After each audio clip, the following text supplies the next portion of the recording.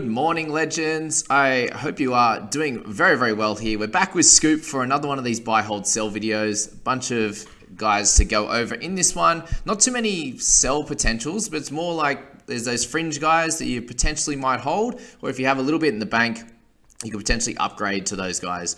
I hope that you can see both of us in the videos there. We've had a little bit of a technical difficulty here, but we're going to kick it off with the Manly chat here. There's plenty going on. 7 guys are out. Welcome in, Scoop. Hope you're well. You can kick off the chat and introduce yourself again. Yeah, thanks, Jamie. Yeah, I'm heavily active in Jamie's Discord, and I'm back to have a bit of a look at the buy, holds, and sells this week. Manly's really interesting this week with bit of controversy with the Pride jersey and a bunch of players stepping down this week. So there's a few one-week cash outs like Seki and Smalley on the wing, but there's also the issue of Koula. Koula's been really working well for us, but he's now not playing this week, and I think he dropped a pretty low score last week. So if you're going to sell him at all, now is as good a time as any to get rid of him for another centre or an upgrade target in your final team. Perfect. All right. Again, not sure if this is working. I'm just trying to share the screen now, but we'll roll with it and see what happens. But yeah, Koula, interesting one. So he hasn't obviously had the rough score just on that last game there with that 20 for him. Obviously a slight issue to then go along with him not playing this week. How do you reckon we deal with this one? Do we look to move him on now, considering he's 512k? Do you keep him as a cash? As our cover? How do we play this? I think it depends on what cover you and how strong you are in your reserves and your bench for your team. Koula now has had his price rises completely stopped. His break-evens back up quite high. However, he has been improving week to week pretty much and scoring plenty of high 30s and 40s until this last low score. I think if you have another guy in your squad that can cover centre and wing or one of each, like a Joey Manu, it's probably a decent time to sell Koula. However, if you have him as your main backup, I would probably still hold on this week and use him as a loop.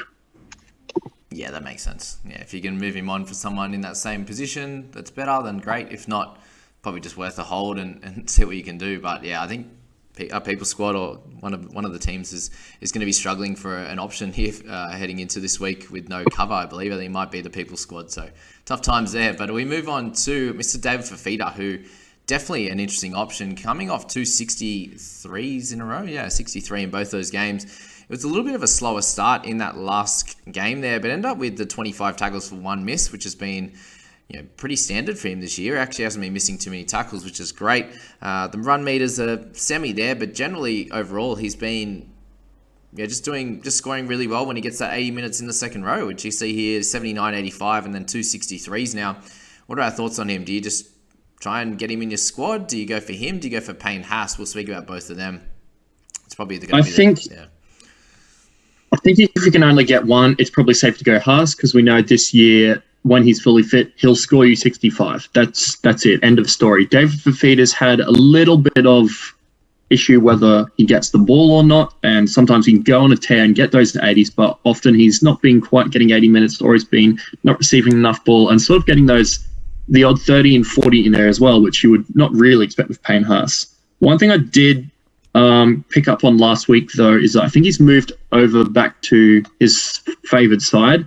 Last year, when he was carving up week to week and scoring all the same, he was on the same side as he was last week. And I think he was moved early season to accommodate for protecting Brimson or Jaden Campbell. I can't remember exactly. But now that he's on that side, I like him a little bit better. And 2 back-to-back 60s, I don't think you can go really wrong with picking him up. If you're going to go a second rower, definitely Fifita's your man, I think. Yeah, I like that. The left side, is always left side, strong side has been his way to go. I think he even got moved in the back end of last year and then played some time off the bench. Still scored pretty well, but that left side, he really can hit those mid 60s, 70s heights, which we know him to be able to score, which is really cool. And yeah, Payne Haas, do we feel like he was back last week, or was just a bit of a outlier in terms of being able to score that try? I think he definitely looked like he had a little bit more vigor in his running and was able to get a little bit more out of his body that he hasn't been able to. Is that your thoughts too? I I think so. I think that ankle injury was almost a blessing in disguise because it gave him essentially 3 weeks between games to get his shoulders fully right. He'd been going along okay before then, but not really the top elite gun we've come to know and love. I think this is really the week to buy. He's probably my top pick of the week. 83 with a try, heaps of run meters. It was a barnstorming performance. I think it's all green check marks and all indications to say he's a massive buy this week.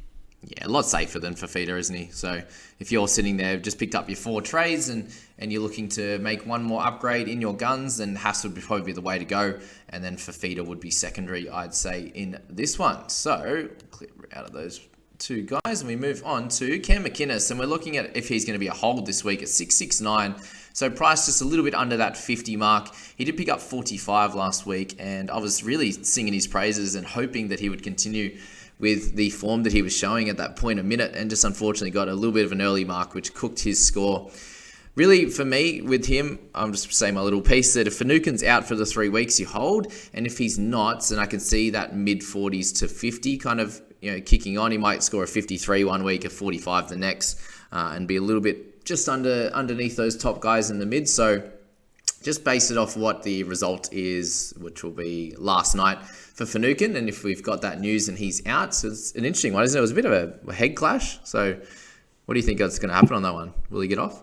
Yeah, I was coming along with similar thoughts. I thought if Finucane does get off the judiciary, I think McInnes is quite possibly a decent sell, especially straight to Payne Haas. It's like price equivalent, and it'll be a definite upgrade from now on. If Finucane does get suspended for that, I think it was supposed to be 3 weeks at least. Yeah. If he does get suspended for around that time, I think you find a hold McInnes, because when Finucane wasn't back, McInnes was averaging that 55 to 60. He was going along really nicely. I've been following the judiciary. Let me just check if there is any updates at the moment. I don't think, it's not announced yet, so we'll have to find out later. But depending on the result of that, we'll tell you whether you need to hold or sell. Yeah, and it's not the worst. Like, there's 2 games before you got 53, 51. So holding's fine. Upgrading is definitely fine also with him there. All right, I just wanted to check in Sualii here. Obviously coming off a really big game. There are going to be people asking questions about this one. So let's just chat about him a little bit here. He's scored a fair few tries this year, which is great. And you can see he's really growing into his body and improving each and every week. The 193 run meters was the big one for me last week, which he hasn't really done. So you definitely say it's a little bit of an outlier. Do we try and jump the gun on this guy, or do you just avoid these type of mid-ranges at this time of the year? I think he's probably one to avoid given his price. Last week they played Knights and they absolutely belted them. That can account for some of his attacking stats and run meters. They play a weakened Manly this week, so we could score big again, but what after that? They play Broncos, Cowboys straight up. Then a softer game with the Tigers, but then they've got 2 more difficult games to end the year. So I think he's probably just one to let go through to the keeper. Good idea and good cricket reference. All right, Adam Reynolds, 697. A little bit annoyed, obviously, with him in the head-to-head squad with what happened, but the last 2 weeks he's been really, really good. Obviously, the 53 did get a try in that game, so yeah, not too amazing, but the 7 missed tackles kind of outdid him there. 83 last game up against the Eels, and you look at his next 3 there is Tigers, Roosters, and the Knights. So you'd say 3 games that, the Roosters one's going to be a lot of fun, but that's usually when he scores pretty well anyway. But he could go nuts against the Tigers and the Knights. So we think he's a solid option at that price of 697, so about a 50 price there. It's an interesting one because a lot of us picked up a DCE a couple of weeks ago, and so I'm reasonably flush with halves. But if you're in the market for a half, I think Adam Reynolds is a really good buy. Those ribs injuries are hard to predict. Sometimes they stick around, like Payne Haas did for a while, and he had to have that time off in order to recover. Reynolds had 2 or 3 off weeks, and now he's back to full form at a discount. I think he's a pretty good buy with matchups, especially in the next few weeks. Yeah, if you have like a Dylan Brown or a Jerome Hughes, would you trade them for him? If you have a decent amount of trades left, I think that's a pretty easy trade to make. If you are relying on those extra 4, like I am, unfortunately, I think you probably have bigger issues and have to save a couple. Yeah, I think that's Very fair. Okay, Adam Doueihi, obviously coming off a 34 last week. Not exactly what we're looking for, but is it a bit of a blip? Are we slightly worried about the kick meters? What's your thoughts, Mr. Lockie? It was a very strange game because the Cowboys weren't doing real well, and it was very up and down until that last dying moments where the Cowboys snatched the win. It's hard to know because it was against the Cowboys in such an unusual game. Luke Brooks did more of the kicking last week, though, which was a bit concerning for me. If you look in round 18, he got 517 meters, and this week he only got about 200 or so. That is a big concern for his ceiling and his base. I think if you haven't got him, I don't recommend buying him right now, but I think you're fine to hold and see what goes on, especially in the weaker games like Newcastle, where he has a bit more opportunity to get those attacking stats. Yeah, I see 34 as a definite flaw there, no pun intended. But 5 missed tackles last week compared to 3 and 4 would be fairly normal for him. He has a bunch of games with 1 and 2 as well. So 5's probably a little bit of an outlier. He did have a couple of offloads, which is, let's say, fairly normal. 1 to 2 would be the norm. A couple of errors, which would probably be outside the norm. You had, the tackles was down in amongst that missed tackles target there. And there's no attacking stats at all. He had 9 tackle breaks a week before, 0 the week just went. So I definitely think there's some upside there. Adam, we did mention that he would probably be a 50-point scorer. So at a minimum, it has that a little bit upside. So even if those kick meters are down, he probably doesn't have the 80 upside, but still has that 65, 70 upside, and will probably average out to around a 50. So he's still really cheap based on that. But yeah, definitely a worry. You'd probably hope to watch one more week and make a decision from there. Would be my general thoughts on that one. Nat Butcher, very interesting game for him. He went off early and then managed to come back and play really well and score really well, which was lovely there with a 54 in his 66 minutes. And that did not include a try. It was 43 tackles for 1 miss and 98 run meters. Do we see him as still a good option like you spoke about last week, Locke? The 66 minutes was a little bit, just a little bit of concern. We know he can score well in the second row based on this year.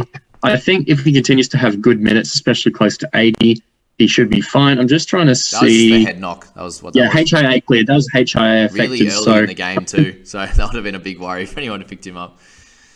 Yeah, so given it was a HIA, I think he'll be fine for 80 now that Tupanua's out for the year. So I think he's fine to buy this week as well. And he showed that he can get through a lot of work, score a lot of points, even in not quite 80 minutes because of that HIA. So I think he's a good one if you need another mid to add to your arsenal.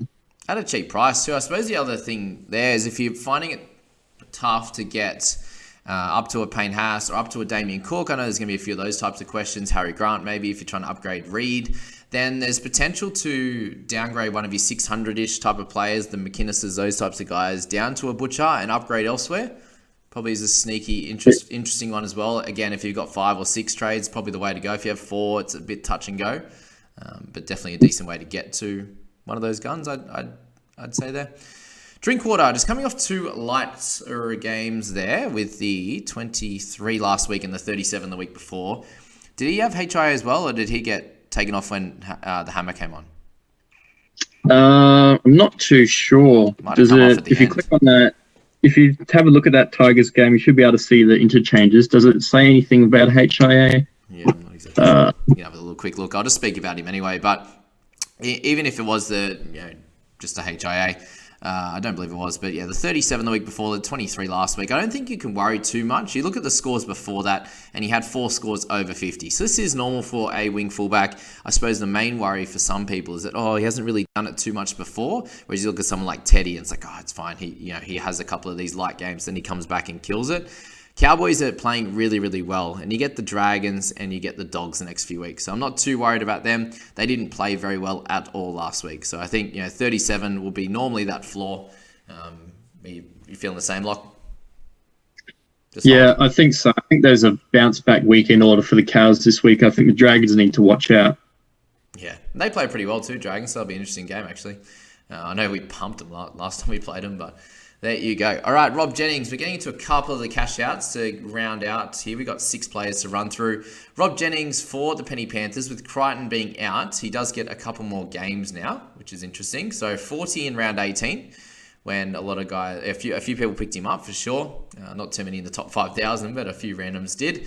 Do we think that he is an okay option if you want a cash out wing fullback this week? Do many people need a cash out wing fullback that might be able to cover? If you're doing 2 trades this week, I think he's not bad. I'm slightly more interested because he is at centre with not the wing, and he has the potential to get a decent score at centre. I just feel like he is a little bit risky, and because there's other cash outs which have their fors and againsts, I think you can afford to just go straight to one of those basement guys. Okay, easy. Yeah, I think 260 is a bit of an odd one, and most people have got all their cash outs anyway, don't they?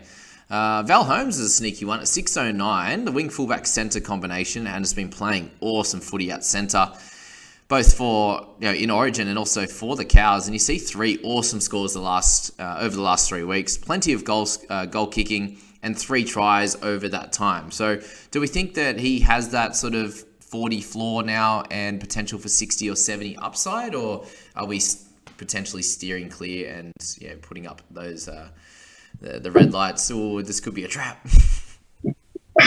It's a little bit hard to know because he has scored well in the past at fullback, so we know he can score well.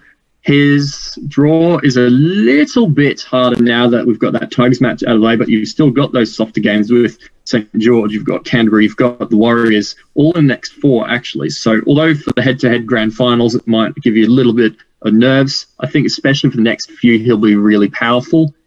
I quite like him as an option if you need a second gun centre instead of an Aitken or a Manu, now that Manu's not in the halves anymore. But that's probably only if you really need somebody to hoist you ahead in a comp where most people own Aitken and you need a point difference to get you ahead. Yeah, okay. That makes sense because he definitely has that upside. He's got a few high 50s, a few 70s this year. So definitely a sneaky one who's not owned at all, really. So cheeky. All right, we got Dean Mariner, who gets the start this week for the Broncos. So no Branko Lee anymore. Any thoughts around this guy?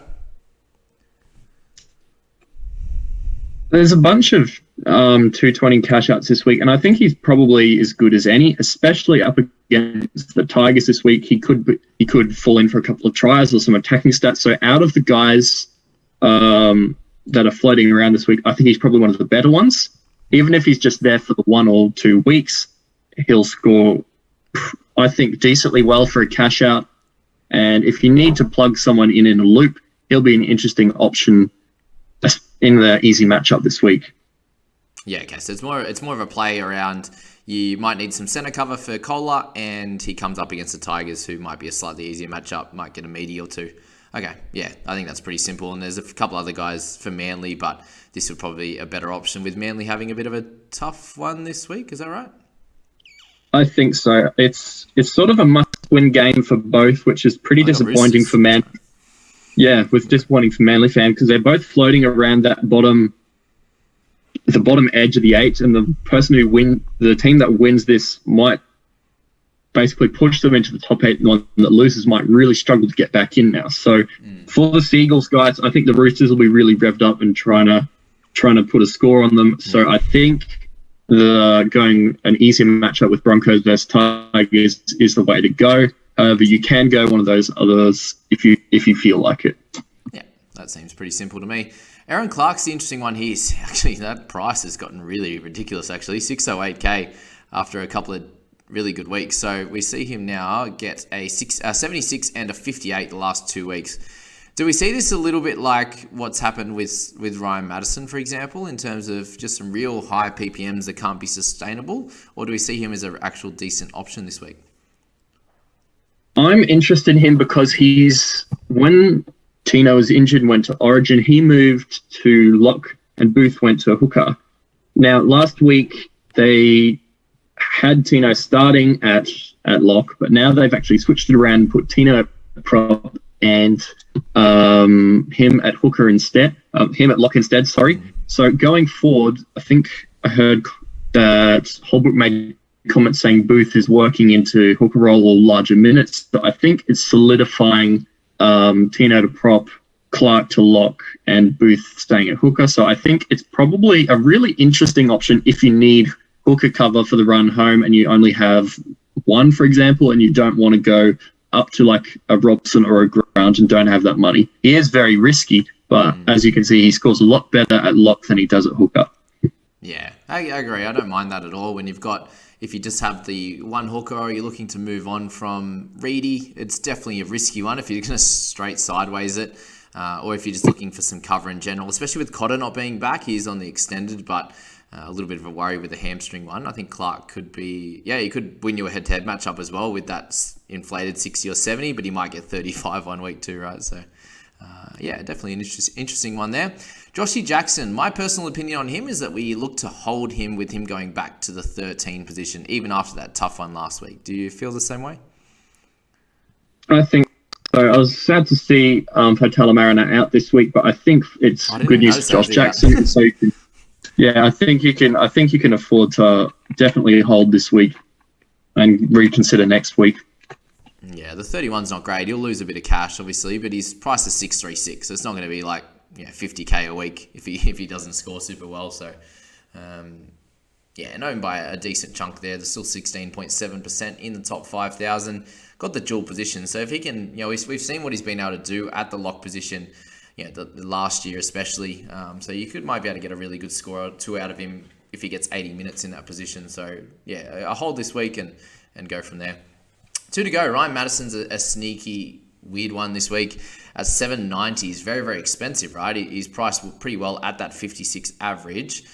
We saw him get good minutes last week and the previous game that he played in around 15, but only saw a 41-point effort. I've seen a few people actually mention that, those games were a little bit inflated before. He scored a few tries. PPM was just immaculate, way too good for what he should be normally doing. You should probably sell him at the peak now and get someone else from there. You go to a Payne Haas, go to these types of guys. Would you suggest the same thing, or would you look to just hold him and those minutes being pretty good? Just look out for that.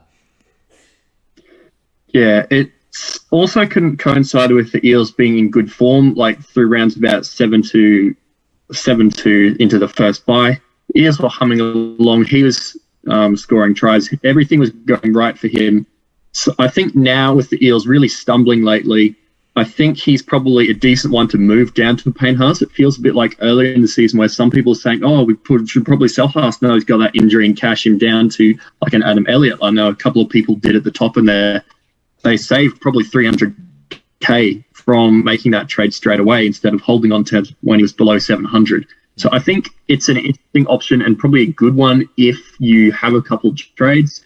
If you have to really hurt your trades left for the run home, say you've got less than 4 even with those extras, if you need to make one to get Payne Haas this week and it leaves you with less than 3, I wouldn't do it. It's hard to know what number of trades is the correct one to do that, though. I'd say more trades would be easier to sell, but I can't really tell where that point is. Because it's hard to predict whether he will go back up or back down. I definitely think there hasn't been as many injuries of recent time than there has been either. So, everyone's probably like, I'll just pump my trades, I'll be fine. But then if 2 or 3 hit in 1 week for a lot of the popular guys, there'll be plenty of people in trouble. So just be aware of that as well. That it might be worth at least holding 3, I'd say, for the next 6 rounds left. So, if you can sneak through this one and have 3 remaining for the last 5, I think you can hold that, and you won't be making any more upgrades to your team though. So it might be that last upgrade now. And that might be all. So we'll finish with Reed, my favourite player, 628k. I love him so much. Did I tell you guys how much I love Reed? Has anyone ever heard me say that? 30. What's the 34? Yeah, 34. Wow. He just really, as soon as we all decided he was a good buy, he just started not playing very well, and his scores went from those 50s down to 40s and 30s. I think you just jump off now to a Haas or somebody easy. Stop the bleeding. Okay, that's fair. The last sort of trade without it being an injury or suspension.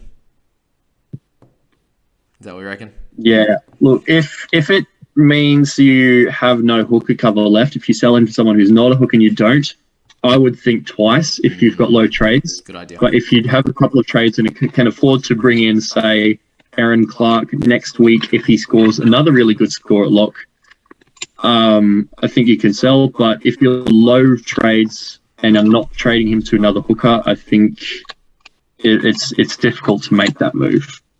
Yeah, I agree with that. Well, that was actually really, really good. I think we got across everything we needed to and gave everyone every type of option there is, whether it's looking to hold and conserve for just some injury cover and suspensions, whether it's that final upgrade. I think we did a good job. So well done, Locke. You led this one great.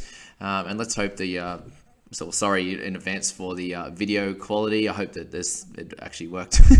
Let's be honest. But thanks again, Lockie. I appreciate you for being here. We're absolutely killing it. Have a great night. Yeah, thanks, Jamie. Have a good night, guys. See you guys.